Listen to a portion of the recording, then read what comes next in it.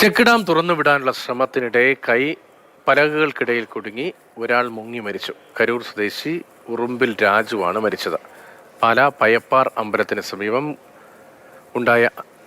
അമ്പലത്തിന് സമീപമാണ് അപകടമുണ്ടായത്. ഷിനോ ജസ്റ്റിയാണ് വിവരങ്ങളുമായി. ഷിനോജി, മഴക്കാലത്ത് പലവിധ അപകടങ്ങൾ, വേനലവധിക്കാലത്ത് ചൂടുകൂടിയ സമയത്ത് ബന്ധുവീട്ടിലും മറ്റും പോയ കുട്ടികളടക്കമുള്ള ആളുകൾ, സ്ത്രീകളടക്കമുള്ള ആളുകൾ വെള്ളത്തിൽ മുങ്ങി മരിക്കുന്നതിന് നിരവധി സംഭവങ്ങൾക്ക് തുടർച്ചയായിട്ടാണ് ഇപ്പോൾ ഈ മഴ കൂടി എത്തുന്നതോടെ അപകടങ്ങൾ വർദ്ധിക്കുന്നത്. ഈ അപകടം എങ്ങനെയാണ് സംഭവിച്ചത്?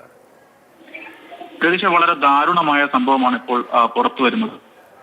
പഞ്ചായത്തിലെ കവറുമുണ്ടയിലാണ് ഉച്ചയ്ക്ക് ഒരു മണിയോടുകൂടി ഈ അപകടം നടക്കുന്നത്.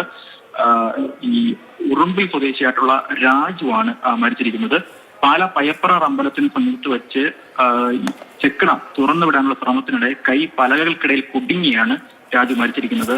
നാട്ടുകാരിൽ നിന്ന് മനസ്സിലാക്കുന്ന വിവരമനുസരിച്ച് വെള്ളത്തിൽ മുങ്ങിക്കിടന്ന് ഈ പലകകൾക്കിടയിൽ കയർ കുരുക്കാനുള്ള ശ്രമത്തിനിടെ രാജുവിന്റെ അബദ്ധത്തിൽ ഈ പലകകൾക്കിടയിൽ കുടുങ്ങുകയായിരുന്നു. അത്തരത്തിൽ അങ്ങനെയാണ് ഈ മരണം സംഭവിച്ചിരിക്കുന്നത്. ഒപ്പമുണ്ടായിരുന്ന 2-3 സുഹൃത്തുക്കളുണ്ടായിരുന്നു. അവർ രക്ഷപ്പെടുത്താൻ ശ്രമിച്ചെങ്കിലും ഈ ചെക്ക് ഡാമിൽ നിന്നുള്ള വെള്ളത്തിന്റെ ഫോഴ്സ് കാരണം രക്ഷപ്പെടുത്താൻ കഴിഞ്ഞില്ല എന്നാണ് നമുക്ക് നാട്ടുകാരിൽ നിന്ന് മനസ്സിലാക്കുന്ന പ്രധാനപ്പെട്ട കാര്യം എന്ന് പറയുന്നത്.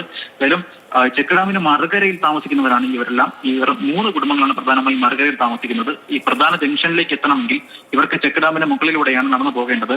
ഇത്തവണ ഈ മഴ ശക്തി പ്രാപിക്കുന്നതിന് മുൻപ് തന്നെ ഇത്തരത്തിൽ പലകകൾ എടുത്തു മാറ്റണമെന്ന് ഇവർ പഞ്ചായത്തിനോടൊക്കെ നാട്ടുകാർ പല തവണ ആവശ്യപ്പെട്ടിരുന്നെങ്കിലും അതൊന്നും പഞ്ചായത്തിന്റെ ഭാഗത്തുനിന്ന് ഉണ്ടായില്ല, നടപടികൾ ഉണ്ടായില്ല. തുടർന്നാണ് ഈ മഴ സമയത്ത് തന്നെ ഇത്തരത്തിൽ പലകകൾ എടുത്തു മാറ്റേണ്ട സ്ഥിതിയേക്ക് വന്നത്. ആ സമയത്താണ് ഇത്തരത്തിൽ ഒരു അപകടവും ആളുകളുടെ അനാസ്ഥ മൂലം കഴിഞ്ഞ ദിവസം ഒരു ചെറുപ്പക്കാരൻ വൈദ്യുതാഘാതമേറ്റ് രാത്രി മരിച്ച സംഭവമുണ്ടായി. അതിന് പിന്നാലെ ചെക്ക് ഡാം തുറന്നുവിടാനുള്ള ശ്രമത്തിനിടയിൽ പലകകൾക്കിടയിൽ കുടുങ്ങി ഒരാളുടെ ജീവൻ കൂടി നഷ്ടമാകുന്നത്.